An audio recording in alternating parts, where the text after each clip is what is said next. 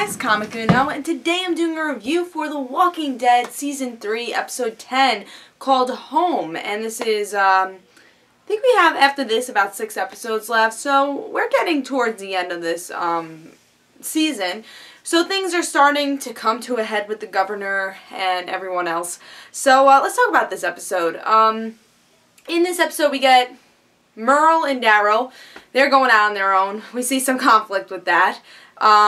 Rick's still going crazy. He's seen Lori. He follows Lori into outside the gates, and he has to, you know, be in Looney Tune for a little while. And you can see in his dialogue how crazy this guy is. He is pretty crazy, and he's definitely gonna have more episodes of him trying to handle that. Maggie and Glenn, there's some conflict between them. You know, Glenn, I think, blames himself that Maggie had to be put into that situation. Maggie's just kind of tired that Glenn is like this, I guess. You know, Maggie's upset that she had to go through what she had to go through and, you know, had to hear what was going on with Glenn. But she's upset that Glenn is doing this also and trying to, with his anger, trying to defeat the governor. You know, she doesn't want Glenn to put his life at risk again. Michonne, she doesn't do much. She's just kind of there. And then let's talk about the ending, because that's pretty much what happened in this episode. We knew someone's had to make this war continue, and the governor goes to the prison and attacks. And yeah, and we have a big battle in this. The governor makes his move, and Axel dies. I don't even think that's a spoiler. Like, Axel really wasn't developed that much. If you had to lose any character, it's going to be Axel. I mean, I feel like they're trying to figure out ways to kill that character off. We had some good moments, I guess, in this episode for him, but Axel really wasn't that important of a character, so he got killed off. It's not that big of a deal in this episode. And also we have the governor give Andrea the position of maybe running the town and being the leader, but also him having his own motives. He doesn't trust Andrea. So we'll have to see with that. I thought the ending for this episode was really good. I think we haven't had an action-packed episode in a while, and having the ending was pretty cool, and the governor actually taking initiative and starting more of the war, and exactly now what is our group going to do after this, and, you know, will they make a move now, and how will this affect the group? Because I think it's like, we didn't know this. I mean, they kind of knew this was going to happen, but they weren't ready for it, I guess. I mean, I think they protected themselves as well as they could, but there's definitely going to have to be a shift in leadership. You know, Rick was roaming where the governor was, you know, roaming the whole prison. So they definitely need a shift in leadership and make the group less scattered. And I think they could have been more prepared for this and maybe attack the town instead of him attacking the prison. And I think that's something that's going to happen next episode and going to be the aftermath of this episode, them making their own plan. What do we do next? They just attacked our home, or, you know, temporary home. You know, Rick going crazy in this episode, I don't know what to think about that. I think, yeah, I'm interested in him going crazy, but I don't think a lot of it developed in this episode. I was really hoping they'll concentrate on that, see exactly why he's going crazy. I think we get a little insights, like, I need some answers, and I think it has to do with the baby. I mean, I think that's what we want to hear about, and what I think he wants to hear about. Maybe, my guess, a lot of people think it is Shane's baby, and that's why he wants to Shane, right? Ex-dead Shane, or his ghost Shane, is this his baby? But also, maybe he wants Shane to say it's his baby. Now, he doesn't have the responsibility. Maybe that's why he's searching for Shane, saying, I want this to be Shane's baby, that way I don't have this responsibility, even though he technically does have the responsibility anyways. Or maybe he has less responsibility. Honestly, I think that story could go anywhere, and I think that's a story that's really out there right now, but I think it needs to come back to us, you know what I'm saying? I think Rick needs to get some sanity and hopefully somehow go through, because really he's been insane ever since Lori died, and that was in the beginning of the season, so he really needs to, I think we need to delve into that story more, and I was kind of disappointed in this episode we didn't, because I think it was a perfect opportunity to. It was a very slow episode. I think I was really happy that Daryl and Merle came back and we had them talk. We haven't seen them really interact with each other.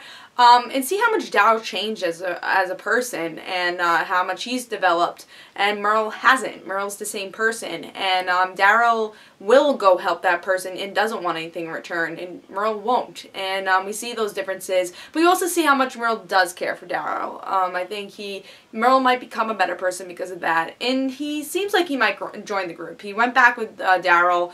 And went to right where the governor was fighting and everything. They went back, and you know, Merle, if he didn't care, he would have stayed there, or he would have went back to the governor. But he did go with his brother, and I think he's gonna change his character as the season goes on, because I don't think he's gonna be that annoying. I think he realized, okay, my brother can change, maybe I can, and I think that's what he's talking about. Like, I was mean to these people, I can't go back, and maybe he won't be mean to these people. He's like, all right, now I have a second chance.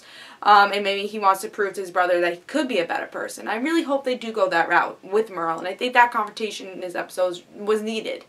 I think the Glenn and Maggie thing didn't really progress that much. You're kind of just continuing that. I was happy that Herschel didn't die in this episode. I think Herschel had a big opportunity to die, and he didn't, so I was very happy to see that.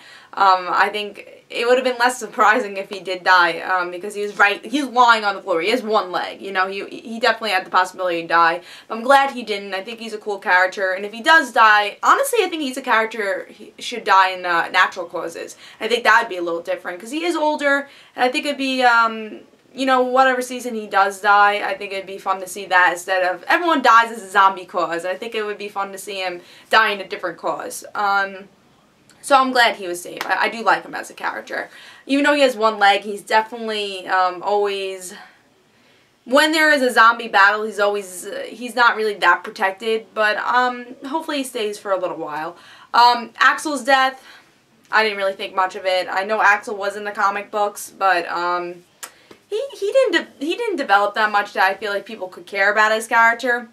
And he was very expendable, and when he died, he's just like, oh, alright, the secondary character died, you know. I don't think it was that big of a shock that he died in this episode. I thought this episode was good towards the end. The beginning was really slow. I do think this was a little worse than last week's episode. Nothing developed that much. I mean, stuff developed, but not much, which I was a little disappointed about. Again, I think a lot of things could have developed in this episode that didn't. Rick was hardly in this episode. He still has his problems, and I think that needs to be developed. I think the leadership thing could have been handled in this episode, and it wasn't. I think they repeated a lot of stuff we already knew, and I was a little disappointed by that. I was very happy we saw the governor thing in the end, but I feel like one thing about The Walking Dead, especially in Season 2, and it reminded me of a Season 2 episode, is that everything's okay if you have 5 minutes of action in the end. It's not. You have to have I think you should spread your episode that way. We're content throughout the whole episode, and they did a great job in Season 3 with that, but this episode they didn't do a great job with that. They did the same thing as the Season 2 formula of, alright, we'll have something big happen in the last 5 minutes, but the whole rest of the episode will just have talking and nothing accomplished. And that's pretty much what happened in this episode, and I really hope they stay away from that in the next episode. You know, we always need slow episodes, especially this season. I think it's been really great. Now, we haven't had slow episodes. It's just towards the end we are having those slow episodes, but I don't want them to be many slow episodes. I understand some, but a lot of people said last episode was slow. I don't think it was, but we should get hopefully a higher paced episode next week. Again, it was an okay episode. Again, I think we should remember that the first 15 minutes, nothing really happened. The last 10 minutes were awesome, and I think it's going to bring a lot to this whole governor war, which is going to be leading up to the end of the season. So tell me in the comments below, did you really enjoy this episode? Do you think it was a little slow in your opinion? Did not a lot happen towards the beginning? And what do you think about the points I brought up? Do you think, Rick, do you think that is his baby? Do you think that's what he's thinking about? I don't know if you can even go in his head because he's so crazy.